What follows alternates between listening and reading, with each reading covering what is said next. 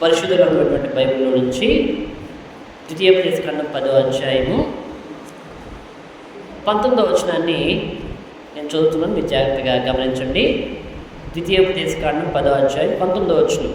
మీరు ఐగుప్తు దేశంలో పరదేశులై ఇంటిని కనుక పరదేశిని జాలి తలచుడి. దేవునికి స్తోత్రం చెప్తాం. హల్లెలూయా. కింద ఏమంటాడంటే, నీ దేవుడైన యెహోవాకు భయపడి ఆయనను ప్రేమించి ఆయనను హత్తుకొని ఆయన నామమున ప్రమాణము చేయవలెను. చూడండి, ఈ మాటలు మనం ధ్యానం చేసినట్లయితే దేవుడు ఇశ్రాయేలు ప్రజలతోటి తన సేవకుడైన మోషే ద్వారా మాట్లాడుతూ ఉన్నాడు. ఇశ్రాయేలు ప్రజలతో దేవుడు ఏం చెప్తా ఉన్నాడంటే, పరదేశులు అంటే వేరే ప్రాంతం నుంచి కానీ, వేరే రాజ్యం నుంచి కానీ, వేరే దేశం నుంచి కానీ ఎవరైనా వచ్చి మీ మధ్య నివాసం చేస్తే వారి ఎడల ఏం చూపించమంటున్నాడు? జాలి చూపించండి. ఏం చూపించాలంటే జాలి చూపించాలి మీరు. ఎందుకంటే మీరు ఒకప్పుడు ఐగుప్తు దేశంలో బానిసలుగా మీరు ఉన్నారు. ఐగుప్తు దేశంలో బానిసలుగా ఉన్నప్పుడు మీ మీద జాలి చూపించిన వారు ఎవరు కూడా లేరు. మీ యొక్క మనవులు పట్టించుకున్న వారు లేరు. మీరు తిన్నారా, లేకుంటే ఉన్నారా, మంచి వస్త్రాలు ధరించుకున్నాడా, మీ యొక్క వేదన ఏంటి, మీ కష్టం ఏంటి, మీ బాధ ఏంటి పట్టించుకున్న వారు ఎవరు కూడా లేరు. మీ ఎడల జాలి చూపిన వారు ఎవరు కూడా లేడు. చూడండి, ఇశ్రాయేలు ప్రజలు ఐగుప్తు దేశంలో 430 సంవత్సరాలు బానిసత్వంలో ఉన్నారు. ఎన్ని సంవత్సరాలండి? 430 సంవత్సరాలు బానిసత్వంలో వారు ఉన్నప్పుడు జరిగిన సంఘటన ఏంటంటే, చూడండి, వారి యొక్క గోడు పట్టించుకునేవారు ఎవరు కూడా లేరు. వాళ్ళ చేత చాలా వెట్టి పనులు వెట్టి చాకిరి వాళ్ళ చేత చేయించేవారు. గొడ్డు చాకిరి వాళ్ళ చేత చేయించి వాళ్ళ మీద జాలు చూపించేవారు కాదు. అయ్యో వాళ్ళకి నిన్నంతా కష్టపడ్డారు, ఈ రోజున విశ్రాంతి ఇద్దాం, లేదంటే ఈ వారం అంతా కష్టపడ్డారు, ఈరోజు వారిని పనిలోకి రాకుండా చేద్దామని ఎవరు కూడా లేదు. వారి చేత ఇంకా చేయించుకుంటూనే ఉన్నారు. వారి ప్రాణాలు పోతూ ఉన్నప్పటికి కూడా, వాళ్ళు ఆడవాళ్ళు గర్భిణీతో ఉన్నప్పటికి కూడా, నెలలు నిండుతున్నప్పటికి కూడా పని ఖచ్చితంగా చేయాల్సిందే. పని చేయకపోతే చంపేస్తారు. బానిస అంటే ఏంటంటే బానిసకు కోరికలు అనేవి ఉండవు. ఉన్నా కానీ వాటిని పట్టించుకోరు. చూడండి, మనకు రకరకాల కోరికలు మనకు ఉంటాయి. మనకిగా ఏమన్నా ఒక మంచి కోరిక, బట్టలు నేను మంచి బట్టలు వేసుకోవాలని ఒక కోరిక ఉందనుకోండి, మన తల్లిదండ్రులు ఆ కోరికను తీరుస్తారు. బిడ్డలు చదువుకోవాలనేటువంటి కోరుకుంటే తల్లిదండ్రులు వారిని చదివిస్తారు. భార్య ఏదైనా కోరితే భర్త దాన్ని తీసుకొని వస్తారు. ప్రతి ఒక్కరి కోరికలు నెరవేర్తాయి, కానీ బానిసకు కోరికలు అనేవి మాత్రము ఉండవు. చూడండి పిల్లరా, వాక్యాన్ని మనం ధ్యానం చేసినట్టయితే ఇశ్రాయేలు ప్రజల వల్ల జాలి చూపించేవారు ఎవరు కూడా లేరు.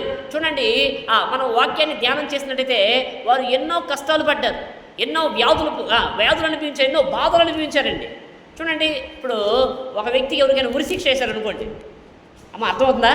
ఒక ఖైదీకి, ఒక నేరం చేసిన వ్యక్తికి ఉరిశిక్ష వేస్తే ఏం చేస్తారంటే, పలానా రోజున నిన్ను ఉరి తీస్తామని చెప్పారనుకోండి, వాళ్ళకు కూడా కోరికలు ఉంటాయి. ఏమిటి? చనిపోయే ముందు నీ కోరిక ఏంటి అని అడుగుతారు. జైలు అధికారులు నీ కోరిక ఏంటి అని అడుగుతారు. కొంతమంది ఏం చెప్తారంటే, అయ్యా నాకు ఈ మంచి భోజనం తినాలనిపిస్తూ ఉంది, నేను చనిపోబోతున్నా కదా, ఈ మంచి భోజనం తినాలనిపిస్తుంది. కొంతమంది ఏమంటారు, నా భార్యను చూడాలయ్యా, నా బిడ్డలను చూడాలి, లేదంటే కొంతమంది నా తల్లిదండ్రులను చూడాలి. రకరకాల కోరికలు ఉంటాయి. ఆ కోరికలన్నీ కూడా తీరతాయి. కానీ బానిసకు కోరికలు ఉన్నా కానీ అవి తీరవు. వీళ్ళ యొక్క కోరిక ఏంటంటే మా మీద జాలి చూపించేవారు ఎవరు, వీళ్ళ యొక్క కోరిక ఏంటంటే మమ్మల్ని విడిపించేవారు ఎవరు అనుకున్నప్పుడు వారు ఏం చేశారంటే దేవునికి మొరపెట్టారు. స్తోత్రం చెప్తాం. హల్లెలూయా. అయ్యా, ఎవరు మా మీద జాలి చూపించట్లేదయ్యా, ఎవరు మా మీద కరుణ చూపించట్లేదయ్యా, ఎవరు మమ్మల్ని పట్టించుకోవట్లేదని చెప్పి దేవునికి విధేయత కలిగి తిరిగి వాళ్ళు దేవునికి సమర్పించుకొని ప్రార్థన చేసినప్పుడు దేవుడు వాళ్ళ మీద జాలి చూపించాడు. స్తోత్రం చెప్తాం. హల్లెలూయా. ఎవరు చూపించారంటే దేవుడు జాలి, నీ మీద నీ జీవితాంతం జాలి చూపించే దేవుడు ఆయన. మనుషుల జాలి కొంతవరకు ఉంటుంది, మనుషుల యొక్క దయ కొంతవరకు ఉంటుంది, కానీ దేవుని యొక్క వాక్యం సెలవిస్తూ ఉంది, ఆయన నేను ఏ విధంగా నీ మీద జాలి చూపించాడో నీవు కూడా వారి మీద ఏం చూపించాలంటున్నాడు? జాలి చూపించాలి. పరదేశులు ఎవరైనా సరే మీ మధ్య వచ్చి నివాసం చేస్తూ ఉన్నప్పుడు, మిమ్మల్ని కనాను దేశంలోకి నడిపిస్తున్నాను కదా, కనాను దేశంలో మీకు మంచి ఇల్లు ఇచ్చాను, తినటానికి ఉండటానికి అన్నీ కూడా మీరు కట్టుకోకుండానే మీకు అన్నీ కూడా నేను సర్వ సమృద్ధిని ఇచ్చాను. కాబట్టి ఒకవేళ ఎవరైనా వచ్చి మీ మధ్య నివాసం చేస్తూ ఉంటే, మీ మధ్య ఉంటే వారి మీద ఏం చూపించాలంటున్నాడండి? జాలి చూపించాలి. నీకు మంచి వస్త్రాలు ఉంటే, ఎవరైనా వస్త్రాలు సరిగా లేకుండా వారి జాలి చూపించు. వారికి ఒక జత వస్త్రాలు తప్పేం లేదు. నువ్వు మంచి భోజనం తింటా ఉంటే ఎవరికైనా ఆ భోజనం తినడానికి లేకపోతే వారి ఎల్ల జాలి చూపించి ఒక ముద్దలు పెట్టి తప్పేం లేదు. నీ దగ్గర సమృద్ధి ఉంటే ఇతరులు వండుకోవడానికి కనీసం బియ్యం కూడా లేకపోతే కొంచెం తప్పులేదు, జాలి చూపించు. దేవుడు కోరుకుంటుందనే నీ దగ్గర నుంచి. దేవుడు ఎప్పుడు కూడా మన స్వార్థపరులుగా బ్రతకమంటలేదు. ఎలాగండి? స్వార్థపరులుగా నేను బాగున్నాను, నా కుటుంబం బాగుంది, నా భార్య బాగుంది, నా బిడ్డలు బాగున్నారు, నేను ఇల్లు కట్టుకున్నాను, స్థలం కొన్నాను, పొలం కొన్నాను, బంగారం కొన్నాను, ఇవి కాదు. కానీ దేవుడు నిన్ను ఎందుకు దీవిస్తాడంటే, దేవుడు నిన్ను ఎందుకు ఆశీర్వదించాలంటే ఇతరు ఎడల నువ్వేం చూపించాలి? జాలి చూపించాలి. ఏం చూపించాలండి? రోగంతో ఎవరైనా ఉంటే వాళ్ళ మీద అసహ్యం పడబాక, వాళ్ళ మీద జాలి చూపించు.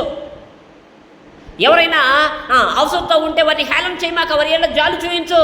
దేవుడు అదే ఉంటా ఉన్నాడు. ఐగుప్తు దేశంలో మీ మీద ఎవరు జాలి చూపించినప్పుడు నేను జాలి చూపించాను కదా. ఐగుప్తు దేశంలో మిమ్మల్ని ఎవరు కూడా పట్టించుకున్నప్పుడు నేను మిమ్మల్ని పట్టించుకున్నాను కదా. చూడండి, దేవుడు కూడా చాలాసార్లు మనకి ఏమీ లేనప్పుడు ఏం పడతాడంటే జాలి పడతాడు. మనం ప్రేమించేవారు ఎవరు లేనప్పుడు, మన పక్షాన నిలబడేవారు ఎవరు లేనప్పుడు దేవుడు జాలి చూపించి మన పక్షాన బాధ్యతలు తీసుకుంటాడు. కాబట్టి నీవు కూడా ఏం చేయాలంటే జాలి ఇతరుల ఎడల నీవు జాలి పడాలి. దేవుని స్తోత్రం చెప్తున్నాం. హల్లెలూయా. చూడండి ప్రియారా, ఒక వ్యక్తి రిఫరెన్స్ అన్ని కూడా చూపించట్లేదు కానీ ఒక వ్యక్తి లూకా సువార్తలో రాయబడి ఉండిద్ది. ఒక వ్యక్తి యెరూషలేము ప్రాంతం నుంచి యెరికో ప్రాంతానికి వెళ్తున్నాడు. అర్థమైందండి? యెరూషలేము ప్రాంతం నుంచి యెరికో ప్రాంతానికి వెళ్తున్నాడు. యెరూషలేము అంటే ఏంటి? దేవుని యొక్క సన్నిధి. యెరూషలేము అంటే దేవుని ఆరాధించే స్థలము. యెరూషలేము అంటే దేవుని గణపరిచే స్థలము. యెరూషలేము అంటే ప్రభువుని కొనియేటువంటి స్థలము. ఈ స్థలము నుంచి యెరికో ప్రాంతానికి వెళ్తున్నాడండి. జాతీయ మాటలు మీరు వినాలి. యెరికో ప్రాంతానికి వెళ్తా ఉన్నప్పుడు ఏం జరిగిందంటే దొంగల చేతికి చిక్కాడు. ఎవరి చేతికి చిక్కాడంటే దొంగల చేతికి చిక్కాడు. దొంగల చేతికి చిక్కినప్పుడు జరిగిన సంఘటన ఏంటంటే, చూడండి, యెరూషలేములో ఉన్నప్పుడు దొంగలు రాలా. అర్థమవుతుందా? యెరూషలేము అంటే దేవుని యొక్క సన్నిధి. యెరూషలేము మనకు తల్లి అని రాయబడి ఉంది. పైన ఉన్న యెరూషలేము స్వతంత్రంగా ఉంది, అది మనకు తల్లి అని దేవుని యొక్క వాక్యంలో గలతీ పత్రికలో రాయబడి ఉంది. అయితే యెరూషలేములో ఉన్నప్పుడు ఇతనికి ఏ శోధన లేదు, ఏ ఇబ్బంది లేదు, ఏ యొక్క కష్టం ఇతనికి లేనే లేదు. యెరూషలేము నుంచి యెరికోకి దిగి వెళ్ళిపోతా ఉన్నాడు. ఆత్మీయ జీవితంలో దిగి వెళ్ళిపోతా ఉన్నాడు. వెళ్ళిపోయినప్పుడు దొంగల చేతికి చిక్కాడండి. చూడండి, దొంగలు మన ఇంటికి వచ్చారనుకో ఏం జరిగింది చెప్పండి అమ్మా. దొంగలు మన ఇంటికి వస్తే ఏం చేస్తారు? మన ఇంట్లో విలువైన వస్తువులు దోచుకొని వెళ్ళిపోతారు. వస్త్రాలే కావచ్చు, డబ్బే కావచ్చు, లేకుంటే ఏదైనా కావచ్చు, అవన్నీ కూడా తీసుకుని వెళ్ళిపోతారు, విలువైన వస్తువులు. అయితే ఈ దొంగల చేతికి చిక్కినప్పుడు వీళ్ళు ఏం చేశారంటే అతన్ని కొట్టి అతని బట్టలన్నీ కూడా దోచుకొని కొన ప్రాణంతో విడిచిపెట్టి వెళ్ళిపోయారు. దొంగలేంటండి బట్టలు లాక్కోవడం ఏంటి? అర్థమవుతుందా? ఒక వ్యక్తి నడుచుకుంటూ వెళ్తూ ఉంటే యెరూషలేములో నుంచి యెరికో ప్రాంతం దిగి వెళ్ళిపోతూ ఉంటే అతన్ని కొట్టుకొని బట్టల్లో కొంత కొడతాం ఏంటి? బట్టల కోసం బట్టలు కావాలి దొంగలకి అంటే దాని అర్థం ఏంటంటే ఆ దొంగ అనగా సాతాను ఆ వస్త్రాలంటే మన మహిమ వస్త్రాలు వాడు లాక్కోవాలని, మన రక్షణ వస్త్రాలు లాక్కోవాలి. ఎలా లాక్కోవాలి?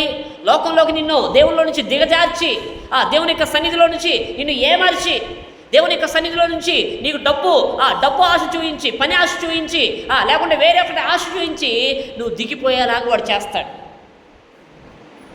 అప్పుడు ఏం జరిగిందంటే నువ్వు ఎప్పుడైతే దేవుని యొక్క సహవాసాన్ని విడిచిపెట్టి నువ్వు బయటికి వెళ్ళిపోతావో, నువ్వు ప్రక్కకి వెళ్ళిపోతావో ఏమైందంటే సాతాను నిన్ను దోచుకోవడానికి సిద్ధంగా ఉంటాడు.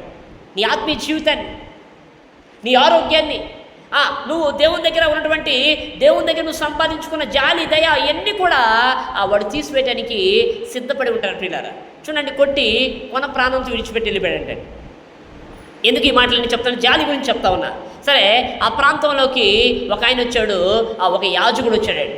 ఎవరు వచ్చాడంటే యాజకుడు దేవుని యొక్క దేవుని యొక్క సన్నిధిలో నిత్యం ధూపం వేసేవాడు. యాజకుడు ఏం చేశాడంటే సంఘాన్ని నడిపించినటువంటి సేవకుడు ఆ దారిని వెళ్తా ఉన్నాడంటే. వెళ్తూ ఉంటే జరిగిన సంఘటన ఏంటంటే ఈ పడిపోయిన వ్యక్తి కనబడ్డాడు. దొంగల చేత కొట్టబడి, దొంగల చేత దోచుకోబడి కొన ప్రాణంతో ఉన్న వ్యక్తిని చూస్తే ఆ యాజకుడు ఆయన మీద జాలిపడల దాని ద్వారా తన త్రోవలతో వెళ్ళిపోయాడు. తర్వాత లేవీయుడు వచ్చాడు. లేవీయుడు వచ్చి చూడండి పిల్లరా, లేవీయుడు కూడా వచ్చి దగ్గరకు వచ్చి చూసి మనకెందుకులని వెళ్ళిపోయాడు. వీడికి ఏమైనా మన మీదకి వచ్చిద్దేమో, వీడిని కాపాడాలని మనం అనుకుంటే కొన ప్రాణంతో ఉన్నాడు, వీడి ప్రాణం పోతే నా మీదకి వచ్చిద్దేమో అని చెప్పి వెళ్ళిపోయాడు పిల్ల. అయితే ఆ యొక్క ప్రాంతానికి ఒక మంచి సమరయుడు వచ్చాడు. స్తోత్రం చెప్తాం, హల్లెలూయా. ఎవరు వచ్చారంటండి? మంచి సమరయుడు. ఈ సమరయుడు వెంటనే చూడగానే అతను చూసి మొట్టమొదటి ఏం చేయాలంటే జాలి పడ్డాడు. స్తోత్రం చెప్తాం, హల్లెలూయా. ఏం పడ్డాడంటే జాలిపడి ఆయన దగ్గరికి వెళ్ళి ఆయన యొక్క గాయాలకి ఆ యొక్క ద్రాక్షారసము నూనె రాసి గాయాలు కట్టి అతన్ని లేపి నిలబెట్టి ఆ పూటకోళ్ళ ఇంటి వానికి చేర్చి, పూటకోళ్ళ ఇల్లు పాత రోజుల్లో ఉండే పిల్లలు సత్రాలు మన భాషలో చెప్పాలంటే అక్కడ చేర్చి అక్కడ ఉంచి అక్కడ ఉన్న వారికి ఏమంటున్నాడంటే ఈయన జాగ్రత్తగా మీరు చూసుకోండి. ఏమవుతాడయ్యా ఈయన నీకు? నీ బంధువా కాదు, నీ స్నేహితుడా కాదు, నీ పొరుగువాడు. ఎవరంటే ఆయన చెప్పింది ఏంటంటే నా దేవుడు నిన్ను వలె నీ పొరుగు వారిని ప్రేమించమన్నాడు. ఆ మంచి సమరయుడు ఎవరంటే మన ప్రభు అయిన యేసుక్రీస్తు వారు. స్తోత్రం చెప్తాం, హల్లెలూయా. నేను కూడా ఒకప్పుడు పడిపోయినప్పుడు సాధారణ చేత కొట్టబడినప్పుడు గాయాలైనప్పుడు దేవుడు మన ఎడల జాలి చూపించాడు. కాబట్టి నేనేం చూపించాలి? జాలి చూపించాలి. వెంటనే ప్రియులరా ఆ మంచి సమరయుడు ఏ విధంగా అతనికి పరిచయం చేసి అతని స్థితిని చూచి జాలి పడ్డాడు.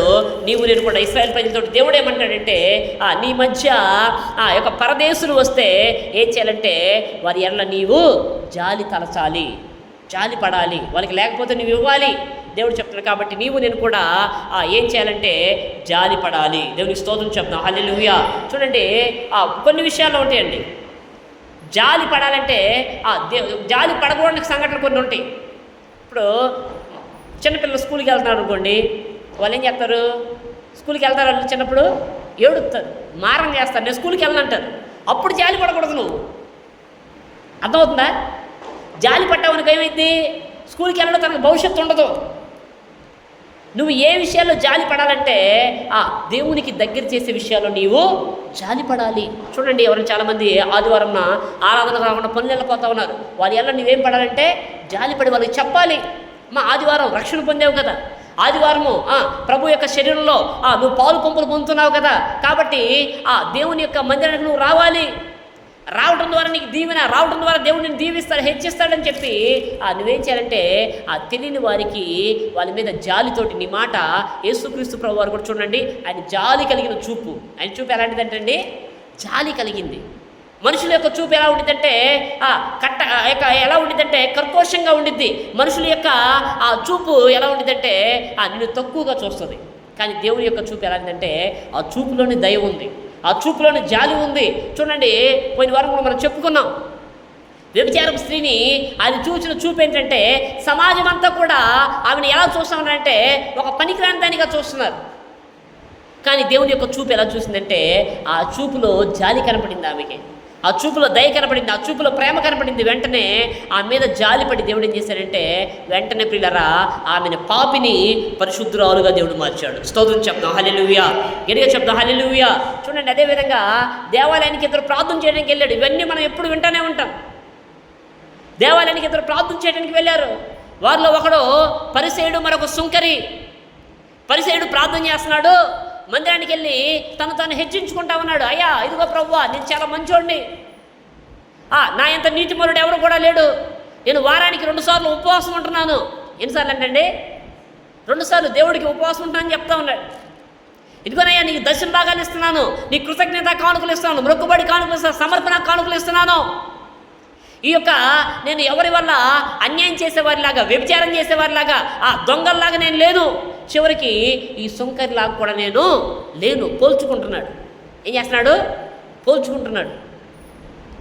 అయితే చూడండి, సుంకరి ప్రార్థన చేస్తా ఉన్నాడు. ఏమనంటే అయ్యా ఇదిగో నీ వైపు చూడటానికి కూడా నాకు అర్హత లేదు, నీ మందిరంలోకి రావడానికి కూడా నాకు అర్హత లేదని చెప్పి మందిరం బయట నిలబడి మోకరించి పాపినైన నన్ను కరుణించని ప్రార్థన చేశాడండి. ఆ ప్రార్థన దేవుడు అతను చేసిన ప్రార్థన వల్ల ఆయన జాలి చూపించాడు. స్తోత్రం చెప్తాం, హల్లెలూయా. ఏం చూపించాడండి? జాలి చూపించాడు దేవుడు. దేవుడు జాలి చూపించాడు కాబట్టి అతనికంటే ఇతను నీతిమంతుడిగా మార్చబడ్డాడు. చూడు, ఎవరైనా నిన్ను ప్రేమించకపోతే, ఎవరైనా నీ ఎలా జాలి చూపించకపోతే, ఎవరైనా నీ పక్షాన్ని నిలబడపోతే నువ్వు కంగారు పడాల్సిన పని లేదు, నువ్వు బాధపడాల్సిన పని లేదు. జాలి చూపే దేవుడు నీకు ఉన్నాడు. తల్లి తన బిడ్డలు ఎలా ఏం చూపించిందండి? జాలి చూపించింది. ఒకవేళ కొట్టినా వాళ్ళు ఏడుస్తూ ఉంటే దగ్గర తీసుకొని వారి అక్కర్లు కనుక్కొని వారిని బుజ్జగించి సముదాయించి వారిని తిరిగి సంతోషపరిచేది తల్లిదండ్రులు సంతోషపరుస్తారు. అదేవిధంగా దేవుడు కూడా నీ ఉన్న కష్టాన్ని బట్టి నిన్ను విడిచిపెట్టే దేవుడు ఆయన కాదు.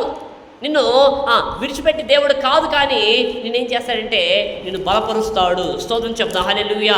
చూడండి, ఒక రోజు జరిగిన సంఘటన ఏంటంటే దావీదు విషయం కూడా మనకు తెలుసు. అన్నీ కూడా ఇవన్నీ రిఫరెన్స్లు మీకు చెవట్లని చెప్పుకుంటూ వెళ్తా ఉన్నాను. దేవుని యొక్క జాలి, దేవుని యొక్క దయ, కరుణ ఏం చేసిందంటే నిన్ను గొప్ప వ్యక్తిగా చేసింది. దావీదు మీద జాలి చూపించేవారు ఎవరు లేరండి? ఉన్నారా? దావీదు మీద జాలి చూపించేవారు ఎవరు కూడా లేరు. ఈ మాటలు జాగ్రత్తగా వినాలి మీరు. దావీదు తన యొక్క తోటి అన్నదమ్ములు మొత్తం కూడా దావీదు యొక్క కుటుంబంలో 8 మంది, చివరివాడు దావీదు, 8వ వ్యక్తి దావీదు.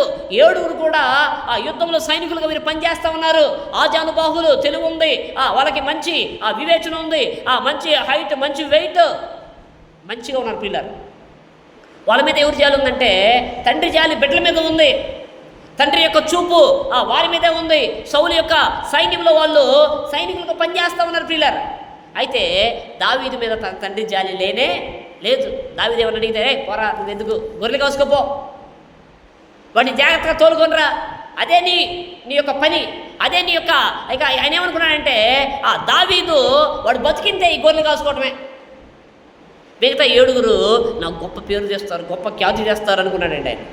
అయితే దేవుడు దావీదు ఎళ్ళ జాలి చూపించాడు. స్తోత్రం చెప్తాం. హల్లెలూయా. దావీదును కనుగొన్నాడు దేవుడు. దావీదు యొక్క స్థితిని కనుగొన్నాడు. దావీదు ఏ స్థితిలో ఉన్నాడో, ఏ పరిస్థితిలో ఉన్నాడో, కొండల్లో, లోయల్లో, గాఢాంధకారపు లోయల్లో సంచరిస్తా ఏ విధంగా తన మందను కాపాడుకుంటా ఉన్నాడు, ఏ విధంగా తన మందకు కావాల్సిన ఆహారాన్ని అందిస్తున్నాడో, ఏ విధంగా తన మందను కంటికి రెప్పలేక కాపాడుకుంటున్నాడో, ఇవన్నీ కూడా దేవుడు చూశాడు. తనకిచ్చిన బాధ్యత నెరవేరుస్తున్నాడా లేదా?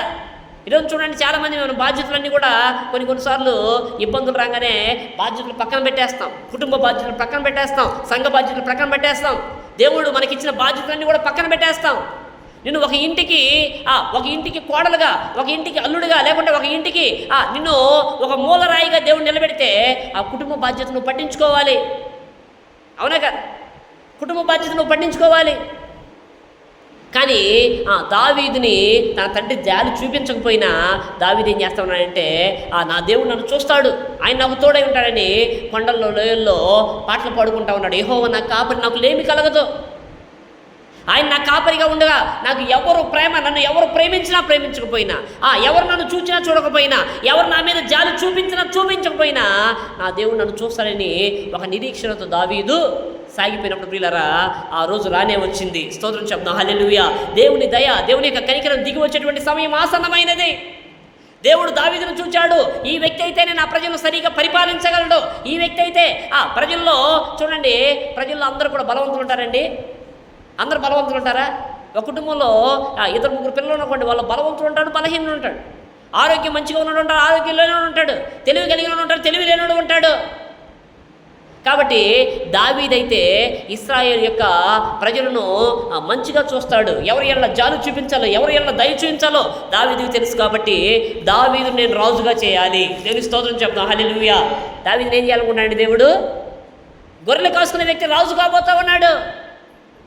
ఒక రోజున జరిగిన సంఘటన ప్రియులారా చూడండి. ఒక రోజున జరిగిన సంఘటన ఏంటంటే దేవుడు సమూయేలు ప్రవక్తతో మాట్లాడుతున్నాడు. సమూయేలు రేపు ఉదయాన్నే, ఇవన్నీ మాటలు మనం వింటూ ఉన్నాం. సమూయేలు రేపు ఉదయాన్నే యెష్షయి వాళ్ళ ఇంటికి వెళ్ళు. ఎవరాడండి? యెష్షయి వాళ్ళ ఇంటికి వెళ్ళు. ఎందుకయ్యా అంటే వాళ్ళలో ఒకరిని నువ్వు అభిషేకించాలి రాజుగా. వాళ్ళలో ఒకరిని నేను కోరుకున్నా, ఎవరిని కోరుకున్నాడో చెప్పలేదు. వెంటనే సమూయేలు ఉదయాన్నే లేచి సిద్ధపడి బలి అర్పణకి యెష్షయి వాళ్ళ ఇంటికి వెళ్ళాడు ప్రియులారా. అంటే దావీదు యొక్క నాన్నగారి ఇంటికి వెళ్ళాడు. దావీదు ఇంటికి సమూయేలు ప్రవక్త వెళ్ళాడండి. వెళ్ళగానే యెష్షయి అంటా ఉన్నాడు, అయ్యా ఏదయ్యా సమాధానంగానే వచ్చావా? మరి ఏమైనా లోపం ఉందయ్యా? మేమేమన్నా దేవునికి వ్యతిరేకంగా ప్రవర్తిస్తున్నామంటే నేను సమాధానంగానే వచ్చాను. ఏంటయ్యా మీరు వచ్చిన విషయం ఏంటంటే దేవుడు నీ కుమారులో ఒకరిని కోరుకున్నాడు. స్తోత్రం చెప్తాం. హల్లెలూయా. దేవుడు నీ కుమారులో ఒకరిని జాలి చూపించాడు, అతను అభిషేకించమన్నాడు. దేవుడు రాజుగా చేయబోతున్నాడు. వీళ్ళకి ఈ తండ్రి జాలి ఎవరి మీద ఉంది? తండ్రి జాలి ఎవరి మీద ఉందండి? 7 మీద ఉంది. చెప్పాలి మీరు, ఎవరి మీద ఉందండి? 7 మీద ఉంది. దావీదు మీద లేదు. దావీదు గొర్రెలు తీసుకొని వెళ్ళిపోయాడు. అయితే చూడండి, తండ్రి సంతోషపడిపోతా ఉన్నాడు. నా 7 ఒకటి దేవుడు కోరుకుంటున్నాడని చెప్పి అందరినీ కూడా సిద్ధపరిచి తీసుకొస్తా ఉన్నాడండి. తీసుకొస్తా ఉంటే మొదటి వ్యక్తి వచ్చాడు. చాలా ఎత్తు ఉన్నాడు, చాలా బరువు ఉన్నాడు, హైట్కి తగ్గ వెయిట్ ఉన్నాడు, చాలా అందంగా ఆకర్షణీయంగా ఉన్నాడు. అతను ముందుకు వచ్చాడండి. ముందుకు రాగానే సమూయేలు ప్రవక్త అనుకుంటున్నాడు, సేవకుడు అనుకుంటా ఉన్నాడు, నిజంగా దేవుడు ఈయన కోరుకుని ఉంటాడు, నిజంగా దేవుడు ఇతని మీద జాలి చూపించుంటాడు. అందుకని దేవుడు అంటున్నాడు, అతను నేను కోరుకోలే, పంపించే.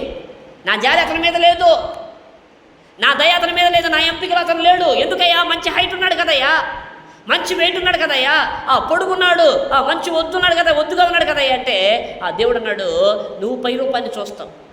మనిషి హైట్ ఉన్నాడా, వెయిట్ ఉన్నాడా, అందంగా ఉన్నాడా, వీడు తెలివైనాడు, ఈ నువ్వు చూస్తావు.